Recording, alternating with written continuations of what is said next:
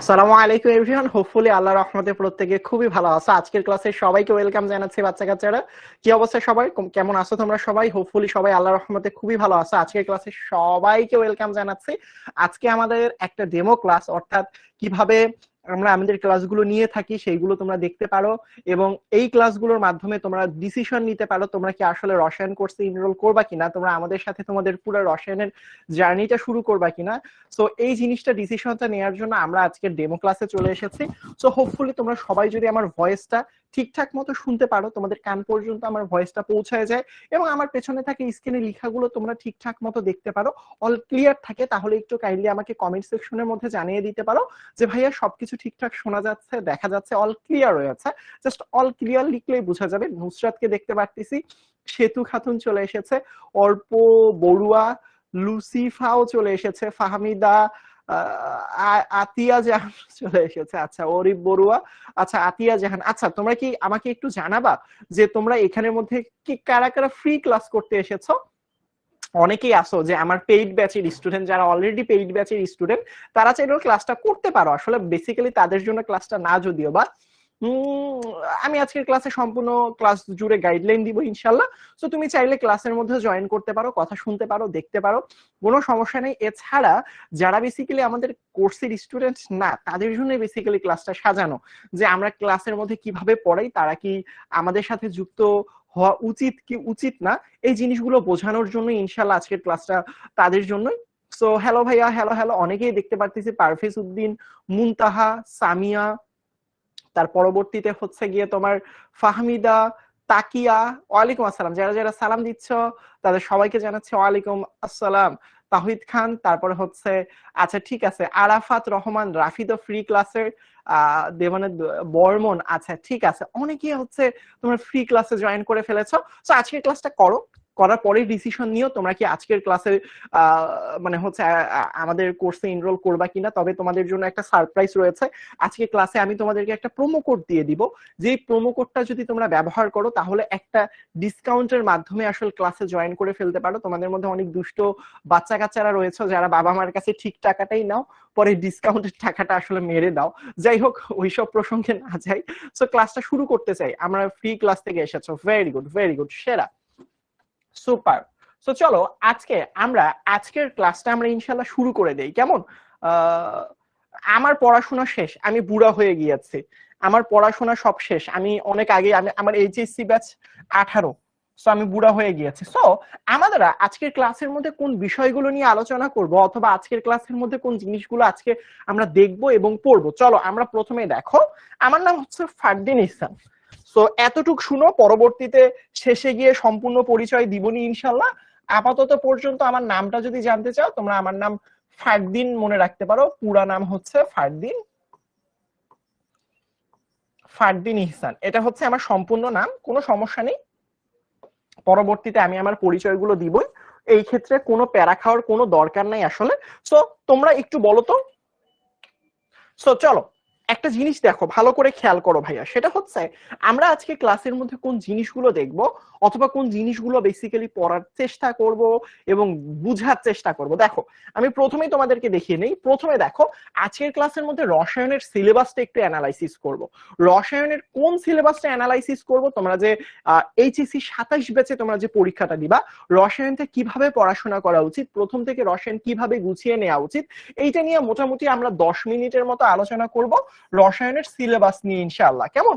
যে রসায়নের সিলেবাস, আরো যদি আমি একটু স্পেসিফিক ভাবে বলি, কোন চ্যাপ্টার থেকে কতগুলো প্রশ্ন বিগত বছরে এসেছিল, তোমাদের সময় কিরকম প্রশ্ন আসতে পারে, কোন অধ্যায়গুলো থেকে কতগুলো সৃজনশীল আসতে পারে, কোন অধ্যায়টা সৃজনশীলের জন্য গুরুত্বপূর্ণ, কোন অধ্যায়টা বহু নির্বাচনী প্রশ্নের জন্য গুরুত্বপূর্ণ, এই সকল কিছু ইনশাআল্লাহ আমরা 10 থেকে 15 মিনিটের একটা সেশনে ইনশাআল্লাহ আলোচনা করব। অর্থাৎ তুমি ওভারঅল একটা ধারণা পেয়ে যাবা এইচএসসির কেমিস্ট্রির সিলেবাস সম্পর্কে, কেমন? এখন দেখো, এমসিকিউ এর জন্য তোমরা অনেকেই চিন্তায় থাকো রসায়নের এমসিকিউ এর জন্য কিভাবে পড়াশোনা করা উচিত।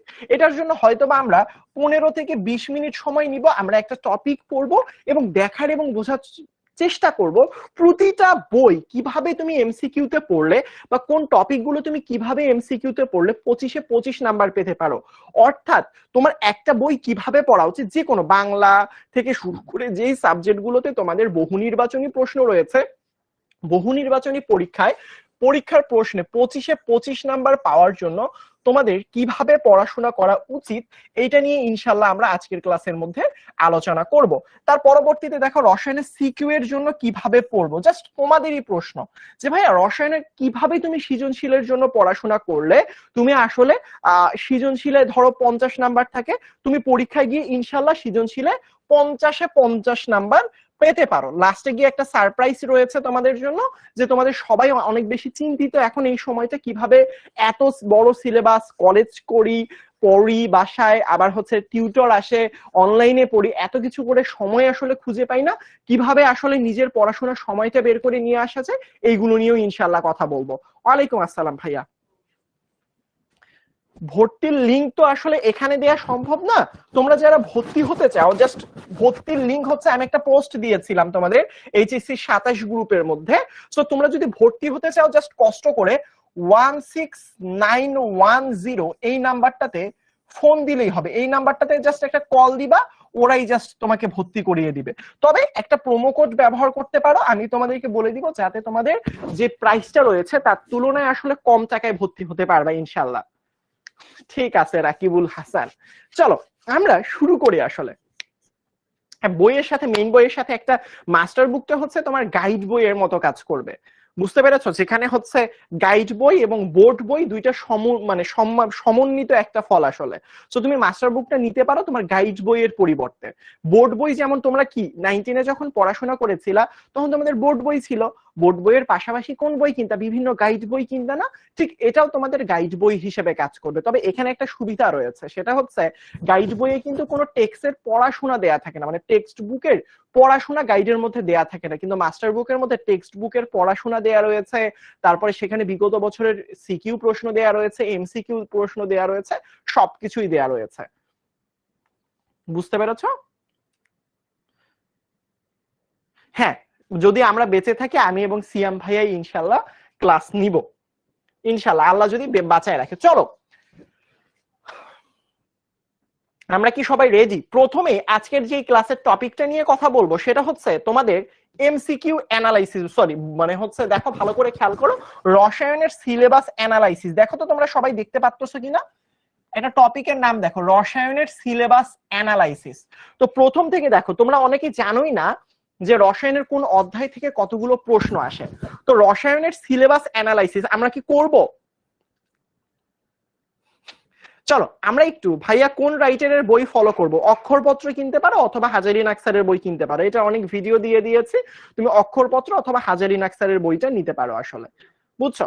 চলো আমরা শুরু করি। আসলে আমরা এখন যেটা করব সেটা হচ্ছে রসায়নের সিলেবাস অ্যানালাইসিস করব। তো রসায়নের সিলেবাস অ্যানালাইসিস করা অর্থটা কি বোঝায়, রসায়ন প্রথম পত্র এবং দ্বিতীয় পত্রে কতগুলো অধ্যায় রয়েছে এটা অলরেডি তোমরা জেনে গিয়েছো, কিন্তু এর থেকে আমরা একটু ডিপে আলোচনা করতে চাই। সেটা হচ্ছে প্রথম অধ্যায়ের টোটাল চ্যাপ্টারের সংখ্যা হচ্ছে 1টা 2টা 3টা 4টা 5টা, ঠিক একইভাবে দ্বিতীয় পত্রেরও অধ্যায় সংখ্যা 1টা 2টা 3টা 4টা 5টা। প্রথমে তোমাকে বুঝতে হবে রসায়ন প্রথম পত্রের কথা যদি তোমাকে বলি, এই 5টা অধ্যায় থেকে কতগুলো সিকিউ প্রশ্ন আসবে, উত্তরটা খুবই সোজা ভাইয়া, 8টা সিকিউ প্রশ্ন আসবে। কতগুলো? 8টা সিকিউ প্রশ্ন আসবে। এখন কোন অধ্যায়গুলো বেসিক্যালি সিকিউ এর জন্য বেশি গুরুত্বপূর্ণ, কোন অধ্যায়গুলো আসলে বিগত বছরের প্রশ্ন অ্যানালাইসিস করলে দেখা যায় যে এই অধ্যায় থেকে সিকিউ প্রশ্ন আসবেই আসবে। তবে তোমাদেরকে একটা কথা বলে রাখি, রসায়নের এক একটা অধ্যায় কিন্তু অনেক বড় হয়, ফিজিক্সের 3টা অধ্যায় যতটুকু, রসায়নের একটা অধ্যায় দেখবা তার থেকে বেশি বড় হয়ে গেছে। সো দেখো প্রথমে যদি আমি তোমাকে বলি রসায়ন প্রথম পত্র যদি তোমরা এতদিন খুলে থাকো তাহলে দেখবা রসায়ন প্রথম পত্রে এই 5টা অধ্যায় রয়েছে। তো এই 5টা অধ্যায়ের মধ্যে যদি আমি বলি যে কোন অধ্যায়গুলো সিকিউ এর জন্য বেশি গুরুত্বপূর্ণ, এক কথায় বলতে হবে গুণগত রসায়ন, তার পরবর্তীতে মৌলের পর্যায়বৃত্ত ধর্ম এবং রাসায়নিক পরিবর্তন, এই 3টা অধ্যায় তোমাদের সৃজনশীল প্রশ্নের জন্য সব থেকে বেশি গুরুত্বপূর্ণ। এখন আমি যদি বলি যে ভাইয়া কোন অধ্যায় থেকে কতগুলো সিকিউ প্রশ্ন বিগত বছরে এসেছিল, আমাদের সময় কোন অধ্যায় থেকে কতগুলো সিকিউ প্রশ্ন আসতে পারে, কেন? যেই অধ্যায় থেকে যত বেশি প্রশ্ন আসে সেই অধ্যায়টা তত বেশি পরিমাণে তোমাদের ইফোর্ট দেওয়া প্রয়োজন। তোমরা অনেকে এমনটা করো যে অধ্যায়ের যে টপিকগুলো থেকে প্রশ্নই আসে না, তোমরা ওই টপিকগুলোর পেছনে সময় নষ্ট করো, পরীক্ষার হলে গিয়ে উত্তর করতে পারো না। বোঝাতে পেরেছে? সো দেখো ভালো করে খেয়াল করো, বিগত বছরের প্রশ্ন অ্যানালাইসিস করলে দেখা যায় যে সব থেকে রসায়ন প্রথম পত্রের সব থেকে গুরুত্বপূর্ণ অধ্যায় হচ্ছে মৌলের পর্যায়বৃত্ত ধর্ম। অর্থাৎ মৌলের পর্যায়বৃত্ত ধর্ম থেকে বিগত বছরের প্রশ্ন অ্যানালাইসিস করলে দেখা যায় এই অধ্যায়টা থেকে দুইটা সিকিউ কমপক্ষে তো থাকবে, কমপক্ষে কমন ভাবে প্রতি বছর একটা চ্যাপ্টার থেকে 3টা সিকিউ প্রশ্ন কমন থাকে।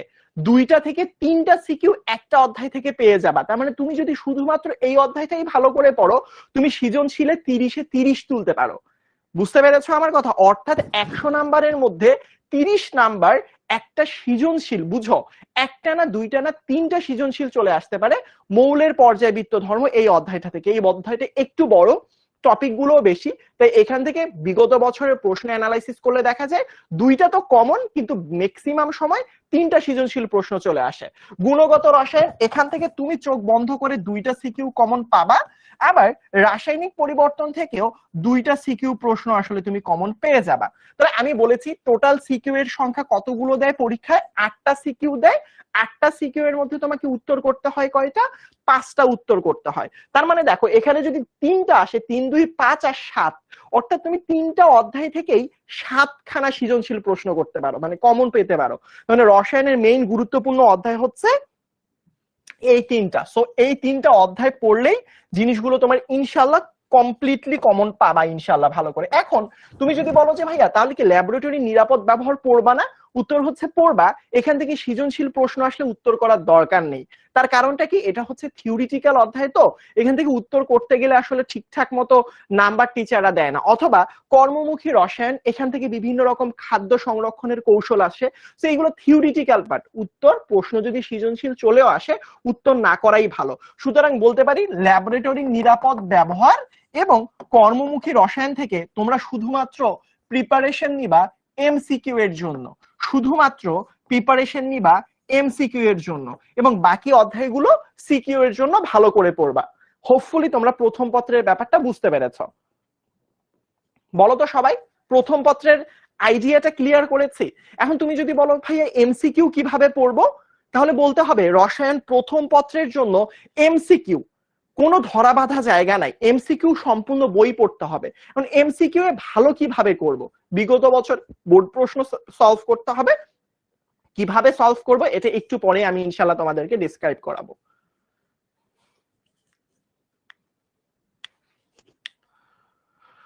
ভাইয়া এখন কোর্সে ভর্তি হলে কি প্রথম থেকে পড়াবে? প্রথম থেকে যা কিছু পড়ানো হয়েছে সব কিছু পেয়ে যাবা। যা কিছু পড়ানো হয়েছে প্রথম থেকে, যারা এখন কোর্সে ভর্তি হবা তারা দেখবা অনেকগুলো অধ্যায় অলরেডি, মানে অধ্যায় তো না, একটা অধ্যায়ের অনেকগুলো, মাত্র আমরা গুণগত রসায়ন মানে মানে এই অধ্যায়টা আমরা শুরু করেছি, এখনো এই অধ্যায়ের মধ্যেই আছি, আমরা এই অধ্যায়ের শেষের দিকে আছি। তো তুমি যদি আমাদের কোর্সে ইনশাআল্লাহ এনরোল করো, গুণগত রসায়নের যে ক্লাসগুলো অলরেডি আমাদের কোর্সে হয়ে গিয়েছে, খুব সুন্দর করে আমাদের অ্যাপস এর মধ্যে ক্লাসগুলো সিরিয়াল আকারে সাজানো পেয়ে যাবা। প্রথম চ্যাপ্টার শুধু এমসিকিউ এর জন্য একটা চ্যাপ্টার যেভাবে পড়তে হয়, রিডিং পড়বা, বিগত বছরে এমসিকিউ সলভ করবা, বোর্ড প্রশ্ন পড়বা, এভাবেই পড়বা। রিডিং পড়বা এবং বই আমি দরকার হলে তোমাদেরকে ল্যাবরেটরি নিরাপদ ব্যবহারের যে বইটা রয়েছে, হাজারি নাক স্যার বলো বা যে কোনো স্যার বলো, তোমাদের কাছে যেই বইটাই থাক না কেন, তোমরা চাইলে কোন লাইনগুলো গুরুত্বপূর্ণ এটাও আমি দিয়ে দিতে পারি। তোমরা কি চাও যে ভাইয়া এই যে প্রত্যেকটা অধ্যায় ল্যাবরেটরি নিরাপদ ব্যবহার, গুণগত রসায়ন, মৌলের পর্যায়বৃত্ত ধর্ম, রাসায়নিক পরিবর্তন, কর্মমুখী রসায়ন, এই যে আমার এখানের মধ্যে 5টা অধ্যায় রয়েছে, এগুলো অধ্যায় তো অনেক বড়, কোন জায়গাগুলো গুরুত্বপূর্ণ এমসিকিউ এর জন্য যদি একটু দাগিয়ে দিতেন তাহলে ভালো হতো, তাহলে সেই লাইনগুলো ভালো করে পড়তাম। এটার উত্তর হচ্ছে আমাদের যারা পেইড ব্যাচের স্টুডেন্ট, অর্থাৎ আমাদের সাথে যারা ভর্তি হয়ে গিয়েছে অলরেডি, তাদেরকে কিন্তু আমরা 5টা অধ্যায় দাগানো বই অলরেডি দিয়ে দিয়েছে, অর্থাৎ প্রত্যেকটা অধ্যায় দাগানো আসলে অংশ দিয়ে দিয়েছে, অর্থাৎ তারা পেয়ে গিয়েছে কোন অধ্যায় থেকে কোন লাইনগুলো বিগত বছরে বেশি এমসিকিউ এসেছিল, তোমাদের সময়ও কিভাবে এমসিকিউ আসতে পারে। তোমার ইচ্ছা, গাইড বই যে কোনো একটা নিলে হয়, তুমি মাস্টার বুক নিতে পারো, গাইড বই নিতে পারো, তুমি আসলে গাইড বই কোনটা নিবা এটা ডিপেন্ড করবে তোমার উপরে। এই জন্য তুমি বাজারে যাবা, যাওয়ার পরবর্তীতে 2-3টা গাইড বই পাশাপাশি খুলবা, একই অধ্যায় খুলবা, একই টপিক খুলবা, খুলে একটু টপিক গুলো দেখবা, দেখার পরবর্তীতে যেটা তোমার কাছে সহজ মনে হয়, সুবিধা মনে হয়, সেটাই পেয়ে যাবে ইনশাল্লাহ। সো দেখো, আমি কিন্তু অলরেডি আমাদের যারা ভর্তি স্টুডেন্ট রয়ে গেছে তাদেরকে কিন্তু অলরেডি আমরা দাগানো বই দিয়ে দিয়েছি প্রথম পত্রে, দ্বিতীয় পত্রে এখনো দেইনি। গুণগত রসায়ন পেয়ে গিয়েছে, মৌলের পর্যায়বৃত্ত ধর্ম সেটাও পেয়ে গিয়েছে, রাসায়নিক পরিবর্তন এটাও পেয়ে গিয়েছে, কর্মমুখী রসায়ন, ল্যাবরেটরির নিরাপদ ব্যবহার প্রত্যেকটা অধ্যায় ইনশাল্লাহ পেয়ে গিয়েছে। হ্যাঁ, গুহ স্যারের বইও ভালো হবে।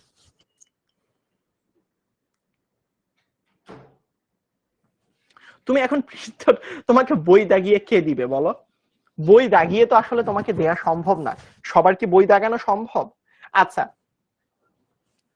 এখন আমরা কি করব, রসায়ন দ্বিতীয় পত্রের অনেকের কলেজে আছে, আমি আবারও বলতেছি, অনেকের কলেজের মধ্যে কিন্তু রসায়ন দ্বিতীয় পত্র অলরেডি পড়ানো শুরু করে দিয়েছে প্রথম পত্রের পাশাপাশি। তো তোমাদেরকে প্রথম থেকে ধারণা রাখা প্রয়োজন রসায়ন দ্বিতীয় পত্রের কোন পার্টটুকু কতটা গুরুত্বপূর্ণ, এই সিলেবাস অ্যানালাইসিসটা খুবই গুরুত্বপূর্ণ। সো প্রথমে আমি তোমাকে বলতে চাই, রসায়ন দ্বিতীয় পত্রের টোটাল চ্যাপ্টারের সংখ্যা 5টা। একটা হচ্ছে পরিবেশ রসায়ন, জৈব রসায়ন, পরিমাণগত রসায়ন, তড়িৎ রসায়ন, অর্থনৈতিক রসায়ন।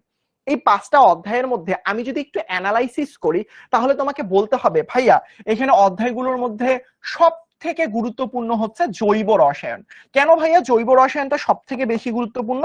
জৈব রসায়ন থেকে প্রশ্ন অ্যানালাইসিস করলে দেখা যায় বিগত বছরের 30 নাম্বার অর্থাৎ 3টা সিকিউ প্রশ্ন বেসিক্যালি জৈব যৌগ থেকে চলে আসে। অর্থাৎ তুমি যদি কমন পেতে চাও জৈব যৌগ থেকে কিন্তু 3টা সিকিউ, তুমি যদি শুধু জৈব যৌগটা ভালো করে পড়ো পরীক্ষায় 3টা সৃজনশীল প্রশ্ন কমন পেতে পারো ইনশাআল্লাহ।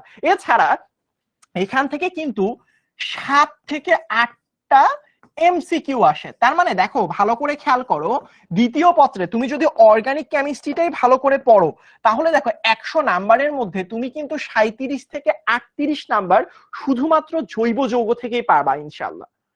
বুঝতে পেরেছো? এবার দেখো তার পরবর্তীতে আমি যদি বলি, তার মানে তোমাকে বুঝতে হবে তোমাদের কেমিস্ট্রি সেকেন্ড পেপারে সব থেকে গুরুত্বপূর্ণ হচ্ছে জৈব রসায়ন। এর পরবর্তীতে ভাইয়া এর পরবর্তীতে হচ্ছে পরিবেশ রসায়ন, তার পরবর্তীতে হচ্ছে পরিমাণগত রসায়ন।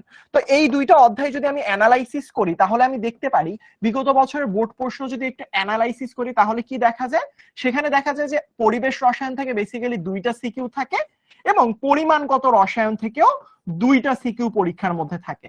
আর এখানের মধ্যে যদি তড়িৎ রসায়নের কথা বলি, তড়িৎ রসায়নের কথা বলে বিগত বছরের বোর্ড প্রশ্ন অ্যানালাইসিস করলে দেখা যায় এখান থেকে একটা সিকিউ অর্থাৎ একটা সৃজনশীল প্রশ্ন থাকে। এমসিকিউ কোথায় থেকে কতগুলো থাকে এটা আসলে আপেক্ষিক ব্যাপার, কখনো এখান থেকে 3 থেকে 4টা করে অথবা এখানে 5টা করে এখানে 3টা করে, এক এক সময় এক এক রকম, কিন্তু সব থেকে বেশি এমসিকিউ বা বহু নির্বাচনী প্রশ্ন হয়ে থাকে জৈব রসায়ন থেকে।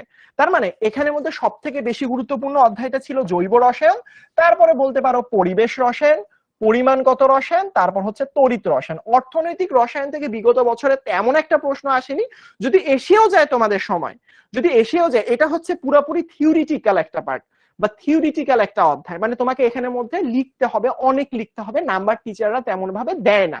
যার কারণে আমি সবসময় তোমাদেরকে সাজেস্ট করি তুমি যদি অর্থনৈতিক রসায়নটা পড়ো, খুব ভালো করে সৃজনশীলের জন্য পড়ো, অনেক বেশি ইফোর্ট দাও, কিন্তু পরীক্ষার হলে গিয়ে দেখবে এখান থেকে তুমি তেমন একটা নাম্বার পাবা না, পরীক্ষার মোট নাম্বারটা দেখবা অনেকটা কমে এসেছে শুধুমাত্র এখান থেকে উত্তর করার জন্য। যার কারণে আমি বলবো এখান থেকে তুমি ভবিষ্যতে যদি কখনো চলে আসে তুমি শুধুমাত্র এখানে সৃজনশীলটা স্কিপ করে শুধুমাত্র এমসিকিউ এর জন্য এই পাঠটুকু পড়বা, বাকি অধ্যায়গুলো এমসিকিউ প্লাস সিকিউ 2টা পর্বের জন্যই পড়বা। এই গেল আমাদের রসায়ন দ্বিতীয় পত্র। কেন দ্বিতীয় পত্র নিয়ে কথা বললেন? কারণ রসায়ন দ্বিতীয় পত্রে টিচাররা অনেক কলেজে রসায়ন দ্বিতীয় পত্র দিয়ে দিয়েছে। বলো তো দেখি বুঝতে পেরেছো কিনা?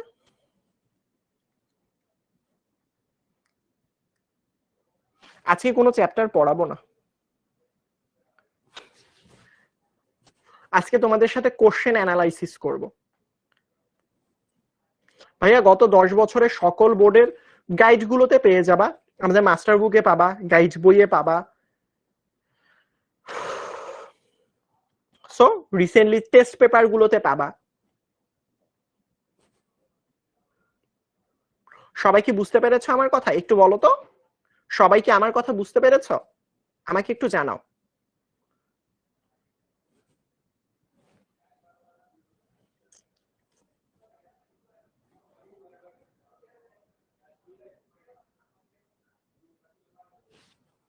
ঠিক আছে,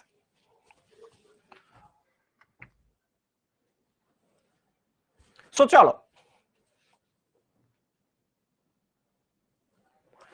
এই রসায়ন কোর্সে আমি এবং সিয়াম আমরা দুইজন নিব ইনশাল্লাহ।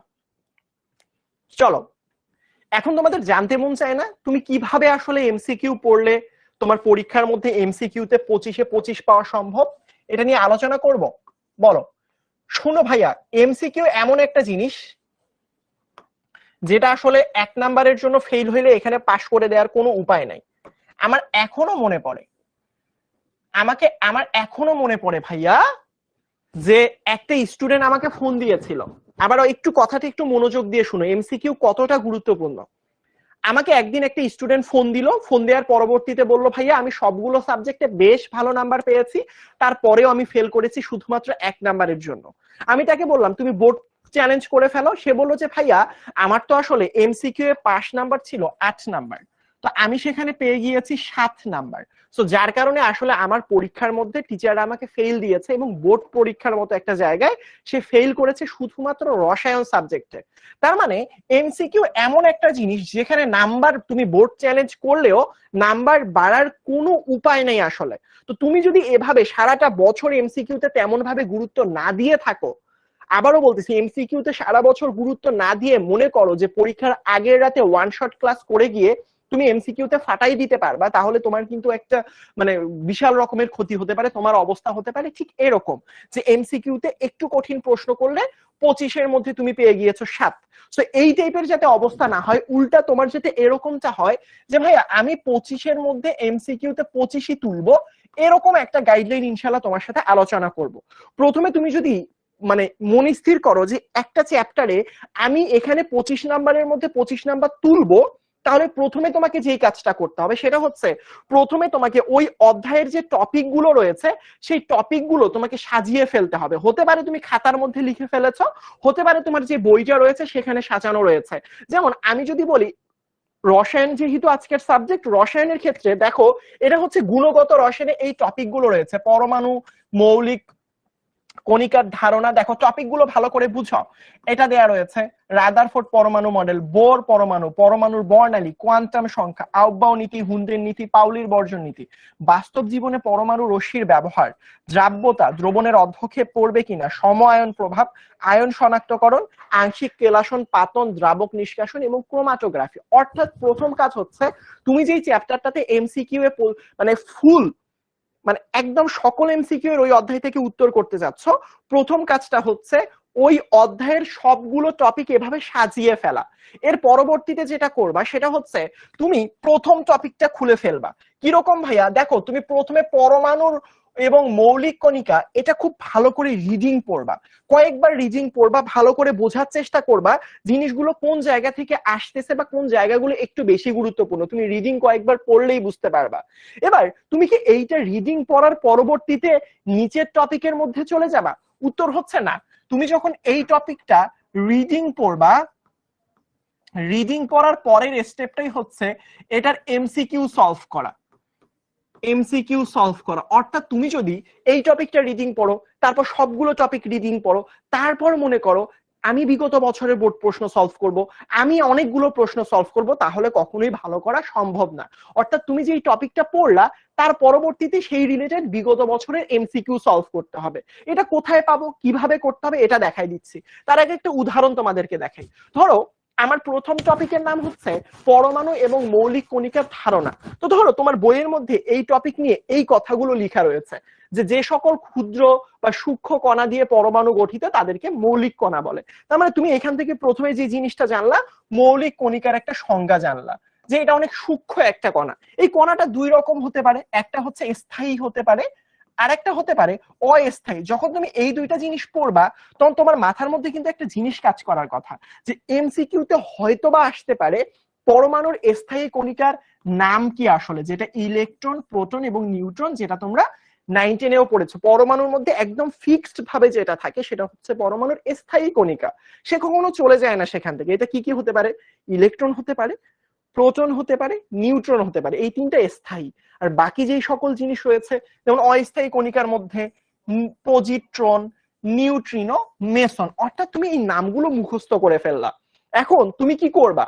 মুখস্থ করার পরে এমসিকিউতে খুঁজতে যাবা যে এটা কোন টপিকে আছে? উত্তর হচ্ছে না, এই টপিক রিলেটেড যত কিছু রয়েছে আরো পড়বা, এই টপিক রিলেটেড জিনিসপত্র পড়া আগে শেষ করবা। তুমি কখনো এরকম করিও না যে সকল সূক্ষ্ম কণা দিয়ে পরমাণু গঠিত তাদেরকে মৌলিক কণিকা বলে, এখন আমি এমসিকিউ সলভ করতে চাই না, পুরো টপিকটা শেষ করো।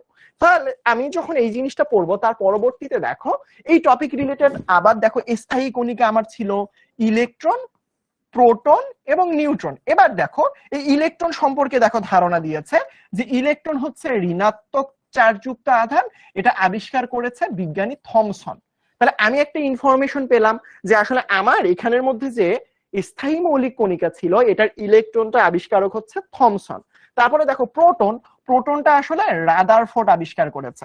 নিউট্রন, যদিও বা এখানে নিউট্রন লেখা, এটা হচ্ছে চ্যাডউইক আবিষ্কার করেছে। এটা বিজ্ঞানীর নাম কি? এটা হচ্ছে নিউট্রন আবিষ্কার করেছে চ্যাডউইক, চ্যাডউইক আবিষ্কার করেছে। সো তুমি এই জিনিসগুলো সম্পর্কে পড়বা এবং একটু জানবা। সো তুমি এই জিনিসগুলো সম্পর্কে জানলা, জানার পরবর্তীতে ধরো তোমার এই টপিকটা শেষ হয়ে গিয়েছে, এখন তুমি কি করবা? তুমি কি আসলে রাদারফোর্ড পরমাণুর মডেল সম্পর্কে পড়তে যাবা? তাহলে কিন্তু তুমি ভুল রাস্তায় আসো। বুঝতে পেরেছো? তাহলে দেখো তুমি কি করবা, তাহলে খুব সুন্দর মতো এই টপিকটা শেষ হয়ে গেলে এমসিকিউ তে চলে যাবা। এমসিকিউ কোথায় পাবো? তুমি মাস্টার বুকে পেতে পারো প্রত্যেকটা টপিকের পর। এই যে ধরো তুমি 2টা লাইন পড়লা বা এই টপিকটা শেষ করলা মাস্টার বুকের, আমাদের কেমিস্ট্রি মাস্টার বুকে কিন্তু তারপরে এই রিলেটেড বিগত বছরের এমসিকিউ আছে, তুমি চাইলে দেখতে পারো, যারা কিনেছে তাদেরটাও তুমি দেখতে পারো। বুঝতে পেরেছো আমার কথা? সুতরাং দেখো যখন তুমি একটা টপিক পড়লা তারপরে দেখো স্থায়ী মৌলিক কণিকা কোনটা। দেখো একটু আগের কথা কি মনে পড়ে তোমাদের? স্থায়ী মৌলিক কণিকা কোনটা ছিল? স্থায়ী মৌলিক কণিকা ছিল 3টা, ইলেকট্রন, প্রোটন, নিউট্রন। তার মানে তুমি বুঝতে পারলা ভাইয়া এখানে তো অনেক ইনফরমেশন রয়েছে। মৌলিক কণিকা কাকে বলে সেটা কিন্তু পরীক্ষায় আসতেছে না, আসতেছে কি? আসতেছে ইলেকট্রন, প্রোটন, নিউট্রন নিয়ে, যে স্থায়ী মৌলিক কণিকা কোনটি। তখন তুমি খুঁজে বের করো। ধরো তুমি জানো স্থায়ী মৌলিক কণিকা হয় 3 রকমের, একটা ইলেকট্রন, একটা প্রোটন, একটা নিউট্রন। সো এখন এখানের মধ্যে দেখো অপশনের মধ্যে এই যে সি নাম্বার অপশনটা দেখো নিউট্রন রয়েছে। সো তার মানে উত্তরটা কি হবে? সি নাম্বারটা। এখন ধরো তুমি যে টপিকটা পড়তেছো সেটা খুবই কঠিন একটা টপিক, তুমি মনে করতেই পারতেছো না, তুমি মনে করতেই পারতেছো না যে মৌলিক কণিকা কোনটা আসলে। তখন তুমি কি করবা? তুমি পেজটা একটু খুলবা, খুলে তুমি একটু ওই পেজে গিয়ে চেষ্টা, ও আচ্ছা আমি তো একটু আগে পড়লাম নিউট্রন আসলে প্রধান, তার মানে তখন একটু দাগায় রাখবা। এভাবেই আসলে বইয়ের পড়াগুলো পড়তে হয়। বুঝতে পেরেছ? তার পরবর্তীতে দেখো এই রিলেটেড কি শুধু একটা এমসিকিউ সলভ করব না, যতগুলো বহু নির্বাচনী প্রশ্ন এসেছে বিগত বছর, যতগুলো আসতে পারে সবগুলোই সলভ করবা। সো সেম ভাবে দেখবা আরো এমসিকিউ দেয়া রয়েছে। দেখো এমসিকিউ নাম্বার কত? এটা এমসিকিউ নাম্বার হচ্ছে এখানে 2 নাম্বারে চলে এসেছি। সো 2 নাম্বার এমসিকিউ দেখো বলছে স্থায়ী মৌলিক কণিকা 9 কোনটা। দেখো তোমাদের একটা জিনিস বুঝাতে হবে, পরীক্ষার মধ্যে তুমি যেটা পড়ে যাবা সেটাই যে পরীক্ষার মধ্যে আসবে ব্যাপারটা এরকমটা না, তুমি বেসিক কনসেপ্টটা ক্লিয়ার রাখবা। যেমন এখানের মধ্যে দেখো স্থায়ী মৌলিক কণিকা কোনটি, প্রশ্ন আসছে এভাবে, তাহলে নিউট্রন। এখন এখানের মধ্যে কি বলেছে? স্থায়ী মৌলিক কণিকা 9 কোনটি। তো যদি নিউট্রন স্থায়ী মৌলিক কণিকা হয় তাহলে এটা তো আর অস্থায়ী হবে না, কারণ আমরা জানি নিউট্রনটা হচ্ছে স্থায়ী। দেখো এই সেম প্রশ্নটা একটু ঘুরাই দিয়েছে, জাস্ট বলেছে স্থায়ী মৌলিক কণিকা 9 কোনটি আসলে। 9 একটু আগে বলছে যেটা হয়, এবার বলেছে 9। তার মানে দেখো একই প্রশ্ন 2 ভাবে আসলে ঘুরিয়ে দিয়েছে। সো দেখো এইভাবে কিন্তু বহু নির্বাচনী প্রশ্নগুলো তোমাদের পড়া প্রয়োজন। যদি তুমি এভাবে পড়তে পারো, প্রত্যেকটা টপিক পড়ার পরে বিগত বছরের প্রশ্ন সলভ করো, তাহলেই এমসিকিউতে ভালো করা সম্ভব। তুমি এটার জন্য মাস্টার বুক দেখতে পারো, বিভিন্ন গাইড বই দেখতে পারো, যা খুশি দেখতে পারো। আমাদের মাস্টার বুকেও কিন্তু জিনিসগুলো ঠিক এভাবে সাজিয়ে দেওয়া রয়েছে। হোপফুলি সবাই বুঝতে পেরেছো।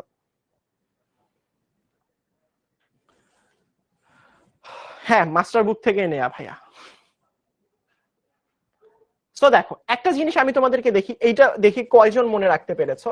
এমসিকিউ নাম্বার 3, সেটা হচ্ছে ইলেকট্রন আবিষ্কার করেন কে। দেখি তো তোমরা একটা পোলের মাধ্যমে উত্তর দাও তো দেখি কয়জন উত্তর করতে পারো। আমি তোমাদেরকে একটা পোল দেই, আমাদের কিন্তু এখানে যারা হচ্ছে ভর্তি হয় তাদের কিন্তু একটা পোলের সুন্দর ব্যবস্থা আছে, যারা হচ্ছে গিয়ে তোমার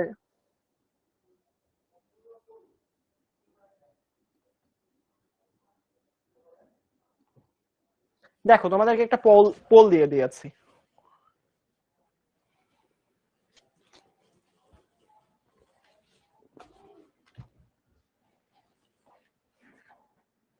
এটার উত্তর আগে করো।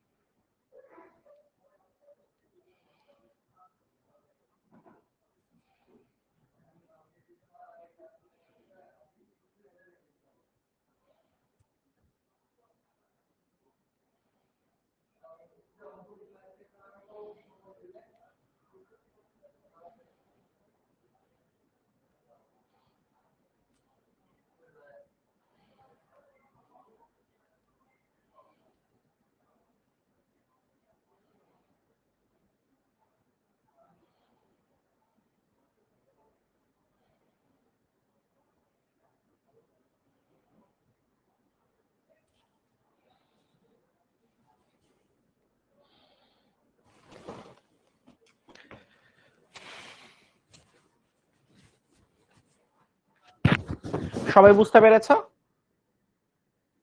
ঠিক আছে, ভেরি গুড। তার মানে এটা কি হবে, একটু আগে পড়েছি কিন্তু আমরা কি পড়েছি ভাইয়া, এই ইলেকট্রন কোন বিজ্ঞানী আবিষ্কার করেছে, ইলেকট্রন বলো তো ভাইয়া, বিজ্ঞানী কোন বিজ্ঞানী আবিষ্কার করেছে, একটু আগে দেখো ভালো করে খেয়াল করি, ইলেকট্রন ঋণাত্মক আধানযুক্ত থমসন আসলে আবিষ্কার করছে ইলেকট্রন।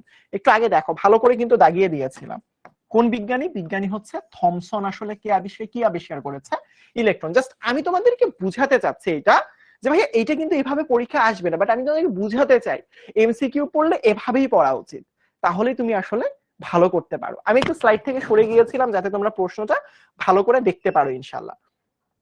এখন যারা আমাকে প্রশ্ন করতেছো যে ভাইয়া মাস্টার বুক বা আপনাদের কোর্সে কিভাবে এনরোল করব, তাদের উদ্দেশ্যে আমি একটু দেখাতে চাই কিছু জিনিস। দেখো আমাদের কোর্সের বেসিক্যালি আমাদের যে রসায়ন কোর্সটা রয়েছে সেই কোর্সের মধ্যে 2 জন ক্লাস নিব, আমি তোমাদের ফারদিন ভাইয়া, আরেকজন হচ্ছে সিয়াম, তোমাদের বুয়েটিয়ান সিয়াম ভাইয়া, 2 জন ক্লাস নিব ইনশাআল্লাহ। তো তোমরা যদি আমাদের কোর্সে ভর্তি হওয়ার সময়, দেখো আমাদের কোর্সের রেগুলার প্রাইস কত, আমাদের কোর্সের রেগুলার প্রাইস হচ্ছে ৬,৭৫০ টাকা। তো তুমি যদি ফারদিন, দেখো এই প্রোমো কোডটা তোমরা একটু লিখে নাও, Fardin HSC ২৭, sorry Fardin SC ২৭ বা এইচএসসি ২৭, তুমি যদি এই প্রোমো কোডটা ব্যবহার করো তাহলে কিন্তু তুমি এক্সট্রা ১৭৫০ টাকা ডিসকাউন্ট পেয়ে যাচ্ছ। অর্থাৎ এটা কিন্তু এমন না এটা 1 মাসের জন্য না ভাইয়া, এটা তোমাদের রসায়ন প্রথম পত্র এবং দ্বিতীয় পত্র সবকিছুর জন্য। মানে এখানের মধ্যে তোমাদের এই কোর্সটা কিনলে 2 বছরের জন্য কেনা হবে, এটা কিন্তু একদিনের জন্য না, 2 বছরের জন্য, 2 বছরের জন্য। অর্থাৎ 2 বছরের জন্য মানেটা কি ভাইয়া, এটা হচ্ছে পুরাপুরি রসায়ন প্রথম পত্র, রসায়ন প্রথম পত্র এবং রসায়ন দ্বিতীয় পত্র, তোমাদের যত কিছু রয়েছে সবগুলো, যেমন আমি একটু আগে তোমাদেরকে দেখাইতেছিলাম, দেখো এখানের মধ্যে রসায়ন প্রথম পত্রে যে চ্যাপ্টার 5টা রয়েছে সব পড়িয়ে দেয়া হবে, রসায়ন তৃতীয় পত্রে যতগুলো চ্যাপ্টার রয়েছে সব পড়িয়ে দেয়া হবে। তাহলে আমি যদি চিন্তা করি যে দেখো তোমরা যারা মনে করো যে ভাইয়া প্রাইসটা তো একটু হয়তো বা কম বেশি হতে পারে, যে ভাইয়া আর একটু কম হলে বা এরকম হলে ভালো হতো, তুমি একটা জিনিস চিন্তা করো, এটা যদি তুমি দেখো একটা জিনিস আমি তোমাদেরকে ইউজুয়ালি দেখাই, ধরো তুমি এই যে ধরো 5,000 টাকা দিয়ে ধরো তুমি ভর্তি হলো কত মাসের জন্য, মিনিমাম 2 বছর না হলে আমি চিন্তা করলাম 15 মাস, 15 মাসে আমাদের কাছে পড়বা, তাহলে 15 মাস পড়লেও 300 সামথিং ধরো মাসিক, ধরো তুমি 300 টাকা দিয়ে পড়তে পারতেছো। এর থেকে আর বড় সুবিধা আছে বলো? বলো তুমি মান্থলি 300 টাকা দিয়ে শুধুমাত্র যে এখানে তোমরা আমার ক্লাস করবা, ব্যাপারটা এরকমটা না। তোমার এখানের মধ্যে ডেইলি এক্সাম হবে, অর্থাৎ প্রতিদিন তোমার পড়াশোনা কতটুকু আপডেট হচ্ছে সেটা আমরা দেখব। ডেইলি এক্সাম হবে, মান্থলি এক্সাম হবে, মান্থলি এক্সাম হবে। মান্থলি মানে কি, মাস শেষে, পুরো মাস শেষে তুমি কেমিস্ট্রিতে কিরকম পড়লা পুরো মাসে সেটার উপর এক্সাম হবে। আবার উইকলি হবে, অর্থাৎ তুমি পুরো সপ্তাহ ধরে কিরকম শিখলা সেটা নিয়ে আসলে উইকলি এক্সাম হবে। অর্থাৎ এছাড়াও শুধুমাত্র যে এক্সাম হবে ব্যাপারটা এমন না, এখানের মধ্যে কিউএনএ ক্লাস আছে। কিউএনএ ক্লাস মানে কি জানো? ধরো তুমি কোনো একটা বিষয় নিয়ে সমস্যা ফেস করতেছো, তুমি চাও আমার সাথে সরাসরি কথা বলতে পারবা, এটা হচ্ছে একটা কিউএনএ ক্লাস, যেটা আলাদাভাবে ক্লাসটা থাকে, যেখানের মধ্যে স্টুডেন্টরা চাইলে টিচারের সাথে সরাসরি, মানে এখন তো দেখো স্ক্রিনে কথা বলতেছো, বুঝতে পেরেছো, স্ক্রিনে কথা বলতেছো। তো তুমি যেহেতু স্ক্রিনে কথা বলতেছো, তাহলে তুমি তো আসলে আমার সাথে কথা বলতে পারতেছো না সরাসরি, তোমার সমস্যাগুলো আমি শুনতে পারতেছি না। বাট কিউএনএ একটা আলাদা ক্লাস, যেখানে আমরা জুম লিংক দেই অথবা গুগল মিটের লিংক দেই, তুমি জয়েন করবা, তোমাকে আমরা আনমিউট করে দিব, তুমি আমার সাথে সরাসরি কথা বলতে পারো, তুমি সিএম ভাইয়ের সাথে সরাসরি কথা বলতে পারো। বুঝতে পেরেছো? অনেকগুলো ফিচার রয়েছে। তোমার যদি মনে হয় ভাইয়া আমি একসাথে 15 মাসের ভর্তি হতে চাই না, 1 মাসের জন্য ভর্তি হতে চাই, তাহলে তুমি 1500 টাকা দিয়ে ভর্তি হতে পারো। কিন্তু আমার মনে হয় যে এটা আসলে হচ্ছে তোমার জন্য একটু লস প্রজেক্ট হতে পারে, কারণ 15 মাস তুমি জন্য ভর্তি হতে পারো মাত্র 5000 টাকা দিয়ে।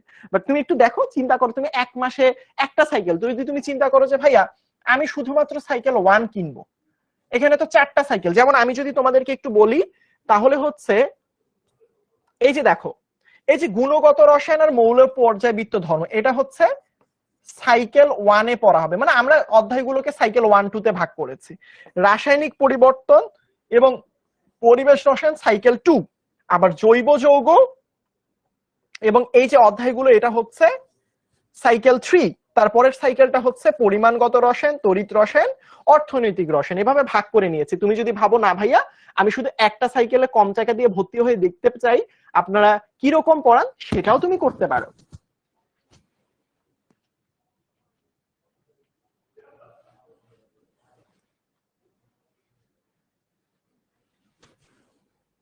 বুঝতে পেরেছো আমার কথা?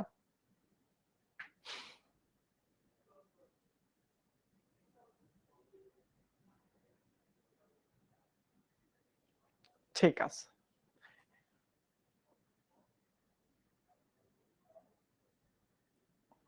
ক্লিয়ার সবাই? একজন বলেছে ইদ্রিস মৃধা বলছে পড়ান পরে কথা বলেন। ভাই একটু আদব কায়দা শিখতে হবে। ইদ্রিস মৃধা সে বলেছে পড়ান পরে কথা বলেন, একটু আদব কায়দা শিখতে হবে বাবা।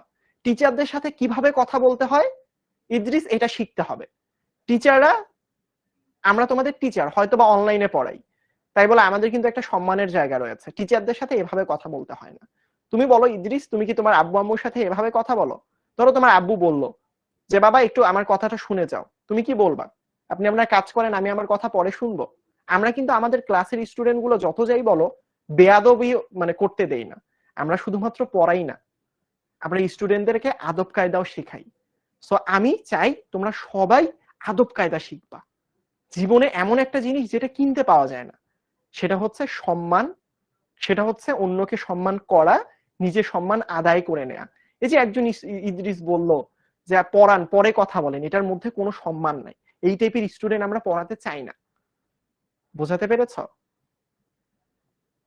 সো আমরা চাই তোমরা সম্মানের সাথে কথা বলো, না থাকলে সমস্যা নেই। আমরা ধরো যেই সকল কিছু স্টুডেন্ট থাকবে ভাইয়া বেয়াদব, বেয়াদব স্টুডেন্ট না পড়ালে আরো ভালো নিজের জন্য। বুঝতে পেরেছ? তাই আমি প্রত্যেককে বলবো, হয়তোবা তুমি আমার কাছে না পড়বা, অন্য আরেকটা টিচারের কাছে পড়বা, তো যার কাছেই পড়ো সম্মান করবা। যদি সম্মান করো তাহলে সম্মান পাবা, সম্মান না করলে সম্মান কখনো পাবা না। নয়তো বা 2 দিন পর তোমাকে আসলে রাস্তার মানুষ এসে বলবে রাস্তা থেকে সরে যা, নাহলে ধাক্কা দিয়ে রাস্তা থেকে ফেলাই দিব। বুঝতে পেরেছ? সম্মান এই জিনিসটা করতে হয়, করতে শিখতে হয়। তুমি সম্মান করলে তুমি সম্মান পাবা। টিচাররা এমন একটা জিনিস, যদি বাবা মায়ের পরে যদি কারো স্থান বলো তাহলে সেটা হচ্ছে শিক্ষকের স্থান। বুঝেছ? সুতরাং কখনো টিচারের সাথে এভাবে কথা বলবা না। টিচার যখন, দেখো আমি তোমাদের প্রয়োজনীয় কথা বলতেছি, সবাই জানতে চাচ্ছ কিভাবে পড়তে হবে না পড়তে হবে।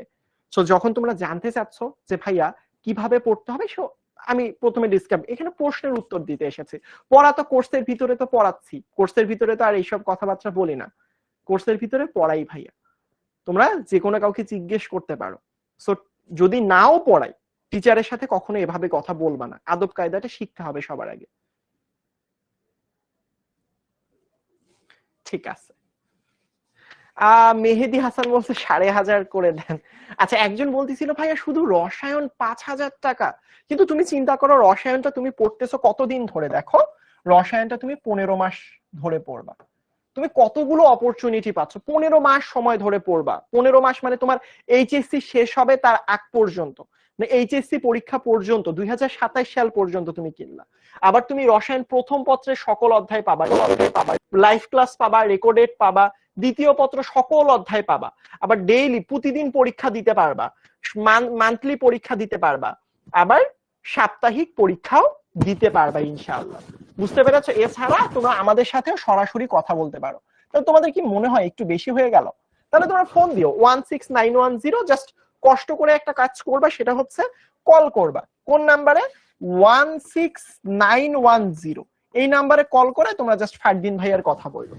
বুঝতে পেরেছো আমার কথা? জাস্ট 16910 এই নাম্বারে কল করে ফারদিন ভাইয়ের সাথে কথা বল, মানে আমার সাথে পাবা না, যার সাথে কথা বলো জাস্ট বইলো। ঠিক আছে। সেতু খাতুন, সেতু খাতুন তোমার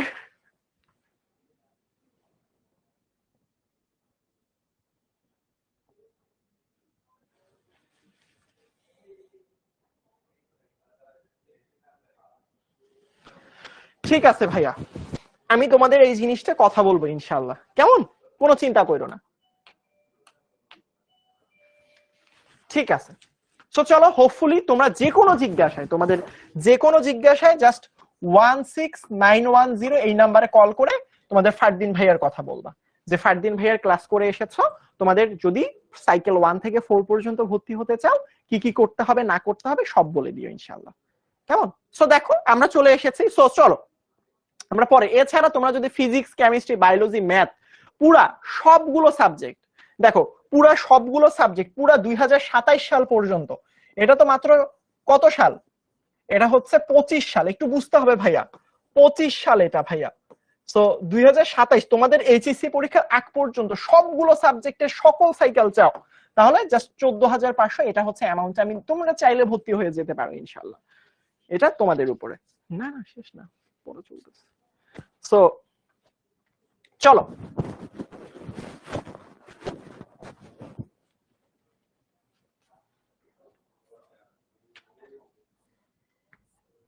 চলো একটু আগে আমি শুধুমাত্র তোমাদের সাথে কথা বলেছি এমসিকিউতে কিভাবে পড়াশোনা করব। এবার আমরা তোমাদেরকে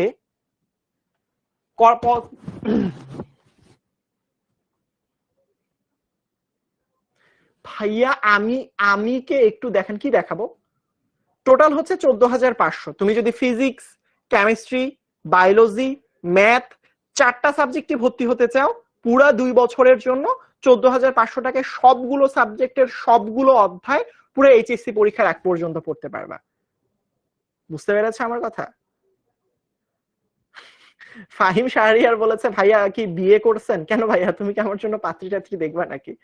ফাহিম শাহরিয়ার ভাই, স্যার কি বিয়ে করেছেন? আমার একটা বাচ্চা আছে মাশাআল্লাহ, আমার একটা মেয়ে বাচ্চা আছে, ও হাঙ্কুর দিয়ে বেড়ায়, ওর বয়স 1 বছরের উপরে। ওমা জান্নাতুল নাবিলা বলছে এইচএসসি 26-এ এক্সাম দিব, তাহলে তুমি কেন? এটা তো 27-এর জন্য। ও আচ্ছা, 14,500 কি বলেছি বুঝনি? চলো আমি তোমাদেরকে বলি। দেখো শুধু যদি তুমি রসায়নে ভর্তি হতে চাও পুরা 2 বছরের জন্য, 2 বছর বুঝো কিন্তু, পুরো এইচএসসি পরীক্ষার আগ পর্যন্ত রসায়নের যতগুলো প্রথম পত্র দ্বিতীয় পত্রের সবগুলো সাবজেক্ট আমাদের কাছে পড়তে চাও, জাস্ট 5,000 টাকা দিয়ে ভর্তি হবা। জাস্ট ফারদিন মানে এসসি 27 এই প্রোমো কোডটা ব্যবহার করো, ফোন দেওয়ার পর 16910 এই নাম্বারে ওরা ভর্তি করাই দিবে। এখন যদি বলো যে ভাইয়া আমরা 10 মিনিট স্কুলের সাথে ফিজিক্স, কেমিস্ট্রি, বায়োলজি, ম্যাথ সবগুলো সায়েন্সের সাবজেক্টে পুরো 2 বছরের প্রস্তুতি নিতে চাই, পুরো সম্পূর্ণ 2 বছরের প্রস্তুতি, বুঝছো? 2 বছরের প্রস্তুতি নিতে চাই, তাহলে কিন্তু তোমাদের হচ্ছে এটা প্রাইস 15,500, সেটা 1,000 টাকা ডিসকাউন্ট রেখে হচ্ছে 14,500 করে দেওয়া হয়েছে তোমাদের জন্য। যদি তোমরা ভাবো যে ভাই আমি ফিজিক্সও পড়বো, কেমিস্ট্রিও পড়বো, বায়োলজিও পড়বো, ম্যাথও পড়বো, তুমি যদি সবগুলোকে আলাদা আলাদা ভাবে কিনো তাহলে কিন্তু 20,000 টাকা লাগবে। যদি তোমরা একসাথে কিনো ফিজিক্স, কেমিস্ট্রি, বায়োলজি, ম্যাথ, তাহলে এইটাতে লাগবে হচ্ছে 14,500 টাকা। এই যে দেখবা, এই যে এটা হচ্ছে আমি, এই যে লাস্টে দেখো আমার ছবি সবার লাস্টে, সবসময় আমি লাস্টেই থাকি। এই যে লাস্টে আমি, এই যে আমরা দুইজন হচ্ছে কেমিস্ট্রি পড়াবো, এই যে তোমাদের সাব্বির ভাইয়া এবং এই যে তাহিদ ইমাম ভাইয়া ফিজিক্স পড়াবে, এই যে তোমাদের আদিত্য ভাইয়া, শোভন ভাইয়া এবং এই ভাইয়া হচ্ছে ম্যাথ পড়াবে, তার পরবর্তীতে মেহেদি ভাইয়া, প্রীতি আপু, সুমাইয়া আপু, তারা হচ্ছে বায়োলজি পড়াবে। বোঝাতে পেরেছি? হোপফুলি বোঝাতে পেরেছি। সো চলো,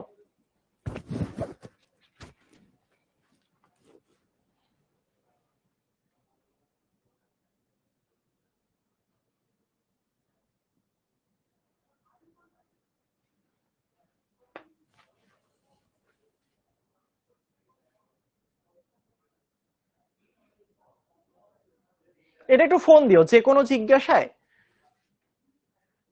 জিজ্ঞাসায় জাস্ট 16910 এই নাম্বারে ফোন করলে হয়ে যাবে। সো চলো আমরা শুরু করি ইনশাল্লাহ। সো প্রথম কথা ভালো করে দেখো, তোমাদের যে কোনো জিজ্ঞাসায় ভাইয়া 16910 এই নাম্বারে ফোন দিবা, ফোন দিলে জাস্ট তোমাদের যে কোনো প্রশ্নের উত্তর ইনশাল্লাহ দিয়ে দিবে। সো চলো আমরা শুরু করি ইনশাল্লাহ। সো প্রথমে দেখো, আমরা একটু আগে শিখলাম সিকিউতে কিভাবে প্রস্তুতি নেওয়া উচিত। এখন আমরা শিখবো, ভাইয়া ভালো করে বুঝো কিন্তু, তোমাদের ফিজিক্স বলো, বায়োলজি বলো, কেমিস্ট্রি বলো অথবা ম্যাথ বলো, সায়েন্সের সাবজেক্টগুলোতে কিভাবে তুমি প্রস্তুতি নিলে সিকিউতে 50-এ 50 নাম্বার ক্যারি করতে পারো, যাতে পারো পরীক্ষার হলে, সেই জিনিসগুলো নিয়ে আলোচনা করবো একটা টপিক দেখানোর মাধ্যমে।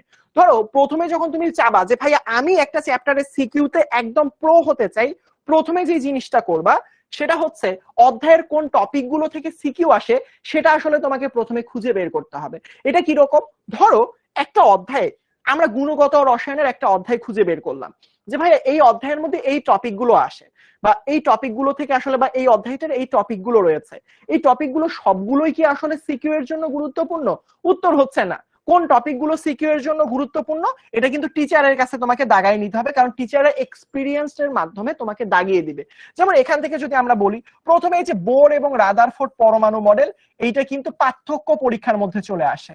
বোর এবং রাদারফোর্ড পরমাণু মডেল ইন্ডিভিজুয়ালি কখনোই আসেনি, আসবেও না। যে ভাইয়া বোর পরমাণু মডেল লিখো, রাদারফোর্ড পরমাণু মডেল লিখো, যেটা তোমাদের 9-10-এ আসতো, সেটা আসলে এইচএসসি তে কখনোই আসে না। আলাদা আলাদা করে মডেল লিখার কথা আসে, দুইটা তুলনা করো।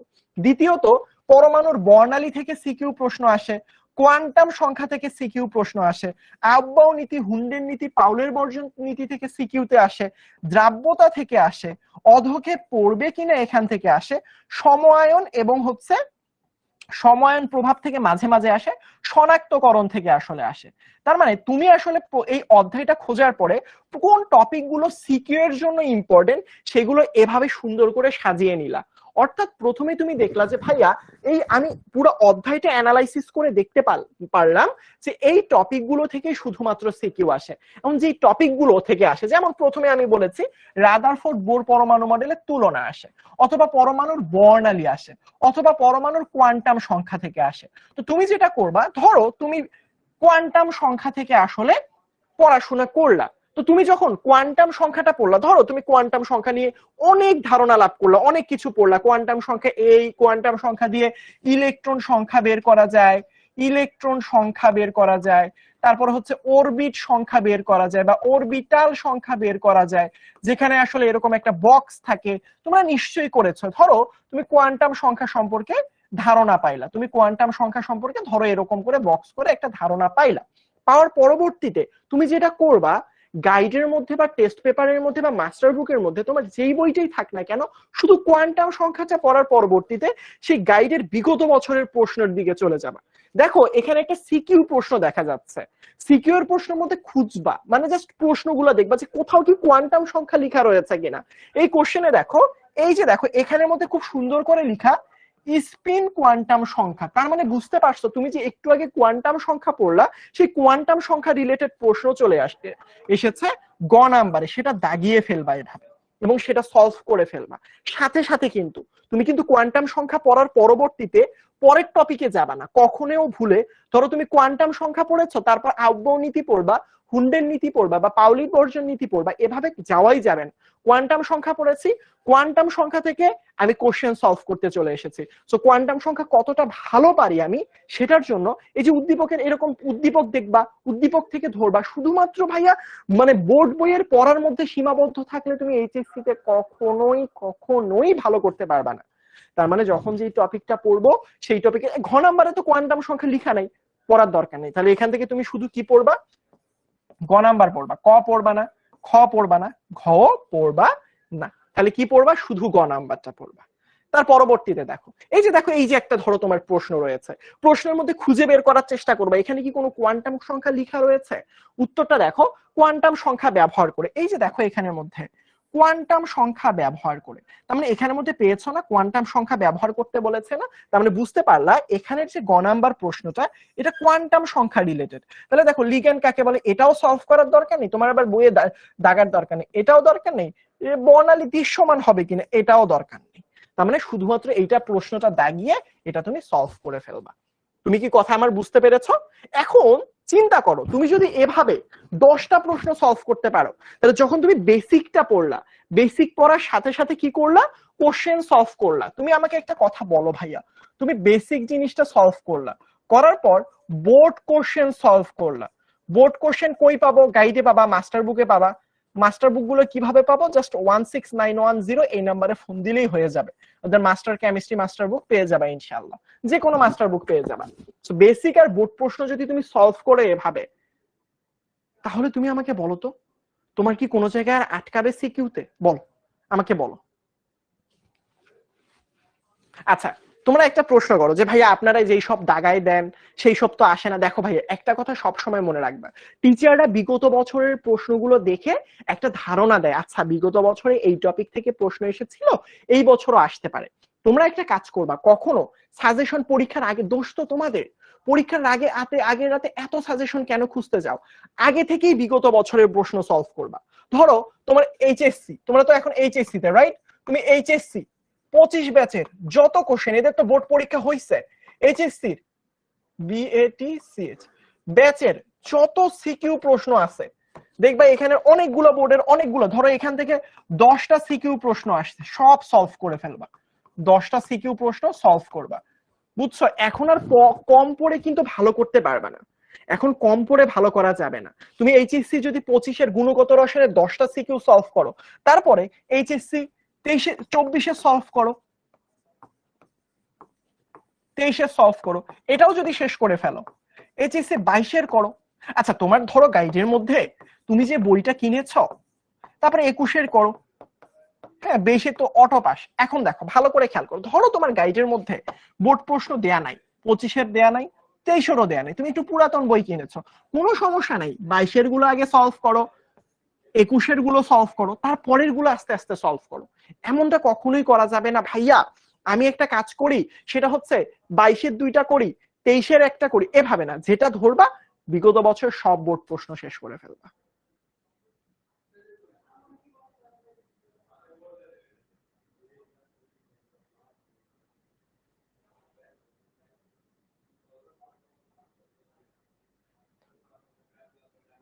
বলতো সবাই বুঝতে পেরেছো কিনা?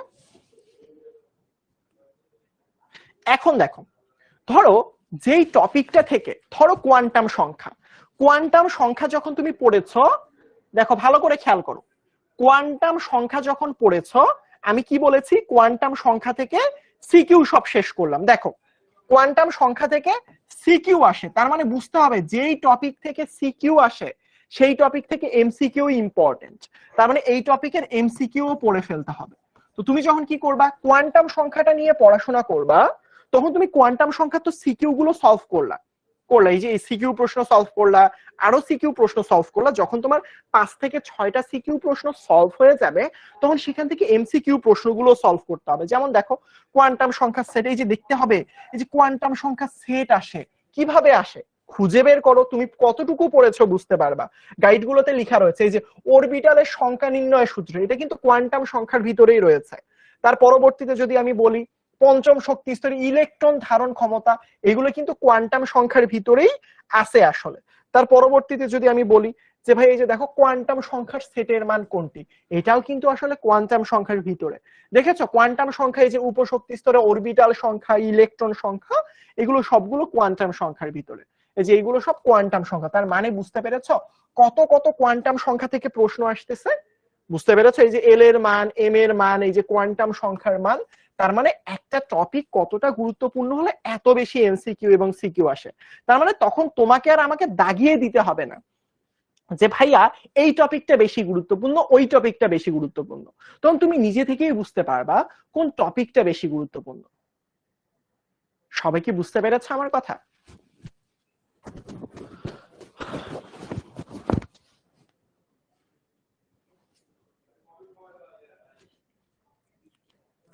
অরিপ বড়ুয়া বলছে মাইনা আমি কনফিউশনে ছেলে মনে হয়। বড়ুয়া কে এখানে ছেলে, কে এখানে মেয়ে? তুমি কি আদৌ শুমারি করতে এসেছো ভাইয়া বড়ুয়া?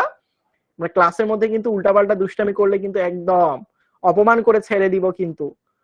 হ্যাঁ টিচাররা বলে না পচাই দিছে, ওই পচাই দিব কিন্তু। বড়ুয়া বলতেছে সে ছেলে নাকি মেয়ে, আমি কনফিউশনে আছি। তোমাকে কি আমি গণনা করতে বলেছি যে ভাইয়া ক্লাসে আমি যখন পড়াবো তখন তুমি গবেষণা করবা কোনটা ছেলে কোনটা মেয়ে? সব বোর্ডে কমন আসবে, সব বোর্ডে আসবে ইনশাল্লাহ। বুঝতে পেরেছো আমার কথা? এবং আমাদের ক্লাসগুলো করো, ক্লাসের মধ্যে সব পড়িয়ে দিচ্ছি।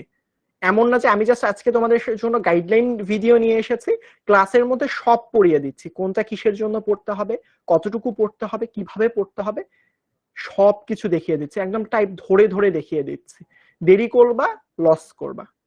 আচ্ছা বড়ুয়া কোনো সমস্যা না, কোনো সমস্যা না। এই যে ধরতে পেরেছ। সব বোর্ডে আসবে ভাইয়া। আমি কি করাবো? আমি কোন বোর্ড সলভ করাবো? আমি সকল বোর্ডই সলভ করাবো। আমি বইয়ের ভিতর থেকে সব পড়াচ্ছি। আমি যদি বইয়ের ভিতর থেকে সব পড়াই দেই তাহলে বইয়ের বাইরে থেকে প্রশ্ন হয় না, তাহলে কমন পাবা না কেন? অবশ্যই পাবা। সব যদি আমি যা পড়িয়ে দেই তুমি যদি পড়তে পারো সব কমন পাবা। এখন তোমাদের একটা কমন সমস্যা, সেটা হচ্ছে এই যে দেখো এইচএসসির এত পড়া কখন পড়বো? তোমাদের কি কখনো এই ফিলটা হইছে? কলেজের প্রশ্ন কেমন হয় উত্তরটা তোমার কাছে আছে, গাইড বই খুলো, টেস্ট পেপার খুলো, বোর্ড প্রশ্নগুলো দেখো, সেখানে যেভাবে বোর্ড প্রশ্ন হয় কলেজের প্রশ্নে একইভাবে হয়। অবশ্যই শেষ হবে, মাস্টার বুক পড়লে অবশ্যই শেষ হবে। ভাইয়া গুরুত্বপূর্ণ কিছু ম্যাথের টাইপ দেখিয়ে দেন। কোন ম্যাথের টাইপ দেখাই দিব? কোন সকল ম্যাথ? সবগুলো ম্যাথে আমাদের মানে হচ্ছে গিয়ে তোমার আমাদের কোর্সের মধ্যে অলরেডি দ্রাব্যতা, দ্রাব্যতার গুণফল, সব রকম টাইপ ধরে ধরে শেষ করিয়ে দিচ্ছি। কোর্সে যদি ইনরোল করে না থাকো ইনরোল করো। এই যে দেখো এখানের মধ্যে অনেক ম্যাথ আছে। এই যে দেখো আমরা এই যে দ্রাব্যতা, দ্রাব্যতার প্রায় 14টা ম্যাথ সলভ করেছি। 14টা। অর্ধক্ষেপ পড়বে কিনা এর প্রায় 15টা ম্যাথ সলভ করেছি। সো এতগুলো ম্যাথ সবগুলো টাইপ ধরে ধরে ইনশাল্লাহ শেষ করিয়ে দিয়েছি। সো তোমাদের অর্ধক্ষেপ পড়বে কিনা এগুলোতে কোনো সমস্যাই থাকবে না, জাস্ট ক্লাসগুলো দেখলেই বুঝতে পারবা। আচ্ছা এই সমস্যাটা কি হচ্ছে?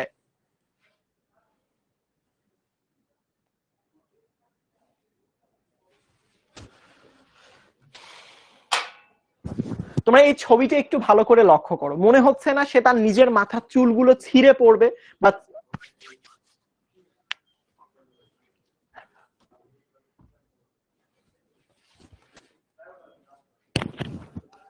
মাস্টার বুকের দাম খুব বেশি না, 300 টাকা মনে হয়। 300 টাকা হলেই মাস্টার বুক পেয়ে যাবে। আচ্ছা ছবিটার দিকে একটু ভালো করে লক্ষ্য করো তো, কি মনে হচ্ছে তোমার মতো অবস্থা না?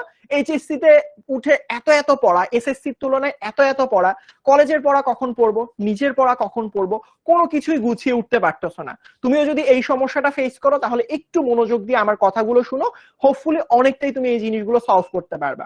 প্রথম জিনিস, তোমার কলেজ কি ডেইলি যেতে হয়? তোমার যদি তোমার উত্তর হয় হ্যাঁ, তাহলে একরকম কথা বলবো। যদি উত্তর হয় না ভাইয়া কলেজে আমি সরকারি কলেজে ভর্তি হয়েছি, আমার কলেজে মাঝে মাঝে যেতে হয়, মাঝে মাঝে যেতে হয় না, সেই ক্ষেত্রে আমি বলবো যখন তোমাকে যেই দিনে কলেজে যেতে হয় না সেই সময়গুলো খুব ভালো করে কাজে লাগাও। কারণ যখন তুমি কলেজে যাচ্ছ না সেই সময়টা নষ্ট না করে তুমি বাসার মধ্যে বেশি বেশি করে পড়াশোনা করো, তাহলে তুমি তোমার গ্যাপটা অনেকটা কাটিয়ে ওঠার সময় পাবা। কিন্তু ম্যাক্সিমাম স্টুডেন্টের কি হয়, ভাইয়া আমাকে তো কলেজ নিয়মিত যেতে হয়, নিয়মিত ক্লাস করতে হয়, তাহলে তুমি যেই কাজটা করবা কলেজের সময়টা সম্পূর্ণ মনোযোগ সহকারে ক্লাস করবা। তো কলেজের ক্লাসের সময় যখন টিচার যেই টপিকটা পড়াবে, যখন যেই জিনিসটা বোঝাবে, মনোযোগ সহকারে বুঝবা, সম্পূর্ণ মনোযোগ সহকারে পড়াশোনা করবা। যদি তুমি এই কাজটা করতে পারো দেখবা পড়াগুলো অনেক সহজে বুঝতেছো, পরবর্তীতে ওই টপিকটা পড়তে গেলে জিনিসগুলো অনেক ইজি মনে হবে।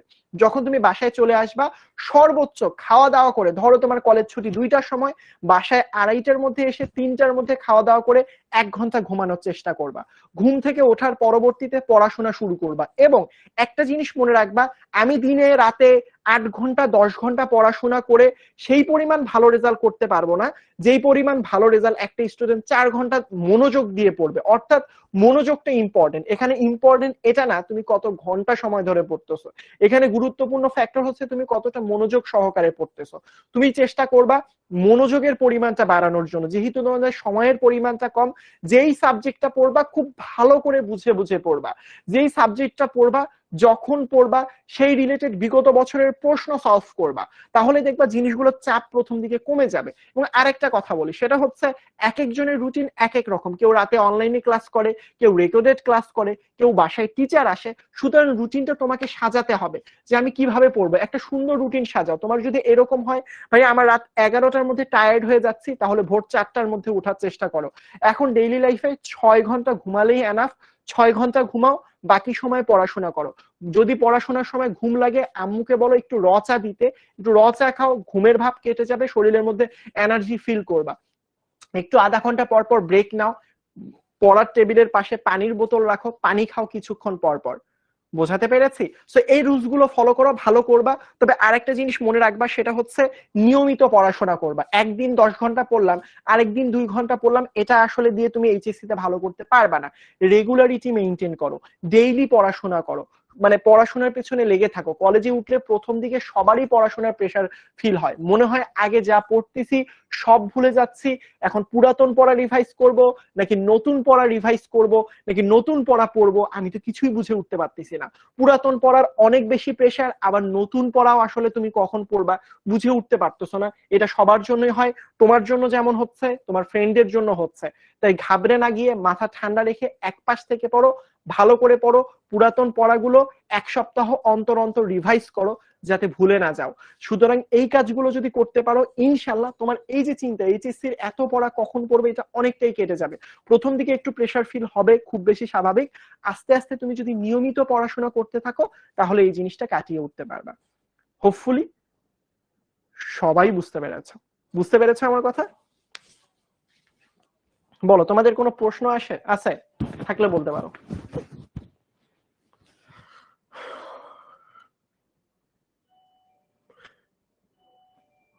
কলেজে যদি না পড়ে কলেজে যাওয়ার দরকার নেই, বাসায় পড়াশোনা করবা।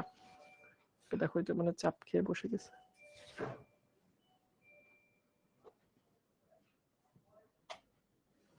বুঝতে পেরেছো? কলেজের পড়াশোনা যদি না বুঝো তাহলে যেটা করবা সেটা হচ্ছে বাসায় পড়াশোনা করবা। তোমাদের সাথে দেখা হবে, তোমরা যারা এখনো এনরোল করতে যাচ্ছ, তোমরা যারা এনরোল করতে যাচ্ছ জাস্ট 16910 এই নাম্বারে কল করো। কোর্সের মধ্যে অলরেডি আমরা গুণগত রসায়নের অনেকগুলো টপিক শেষ করে ফেলেছি, কোয়ান্টাম সংখ্যা থেকে শুরু করে অনেকগুলো টপিক শেষ করে ফেলেছি। আমরা কিন্তু এখন যেটা পড়তেছি সেটা হচ্ছে এই যে দেখো আয়ন শনাক্তকরণ নিয়ে পড়তেছি। তাই বলে এই টপিকগুলো কি পারবে না? অবশ্যই। এই ক্লাসগুলো তোমাদের জন্য রেডি আছে, কোর্সটা কিনলেই সবগুলো ক্লাস পেয়ে যাবা। ইনশাআল্লাহ তোমাদের সাথে আবারও দেখা হবে কোনো একটা ক্লাসে, আবারও দেখা হবে ইনশাআল্লাহ তোমাদের সাথে মেইন ক্লাসে। সেই পর্যন্ত সবাই ভালো থাকবা, তোমাদের সাথে দেখা হবে। আসসালামু আলাইকুম, আল্লাহ হাফেজ।